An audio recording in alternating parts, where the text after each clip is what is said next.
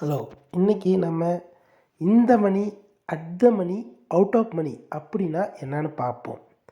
இந்த மணினா இன் உள்ள, அவுட்னா வெளியே, அவ்வளோதான். அட் த மணினா சேம் ப்ரைஸ் அப்படின்னு ஞாபகம் வச்சுக்கோங்க.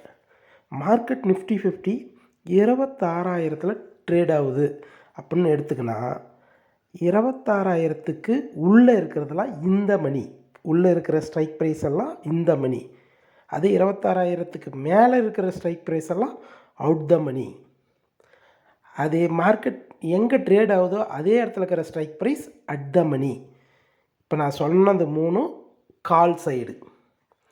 அப்படியே புட்டு சைடுன்னு எடுத்துக்கிட்டால் அப்படியே ஆப்போசிட்டாக வரும். அதே 26,000 மார்க்கெட் ட்ரேட் ஆகுதுன்னா 26,000க்கு உள்ளே இருக்கிறதெல்லாம் அவுட் ஆஃப் மணி. 26,000க்கு மேலே இருக்கிற ஸ்ட்ரைக் ப்ரைஸ் எல்லாம் இந்த மணி. 26,000லேயே ஒரு ஸ்ட்ரைக் ப்ரைஸ் இருந்தால் அங்கேயே ட்ரேட் ஆகிட்டு இருந்தால் அது அட் த மணி. சிம்பிள். கால் சைடுனா உள்ளே இருக்கிறதெல்லாம் இந்த மணி, வெளியே இருக்கிறது அவுட் ஆஃப் மணி. புட்டு சைடுனா உள்ளே இருக்கிறது அவுட் ஆஃப் மணி, வெளியே இருக்கிறது இந்த மணி.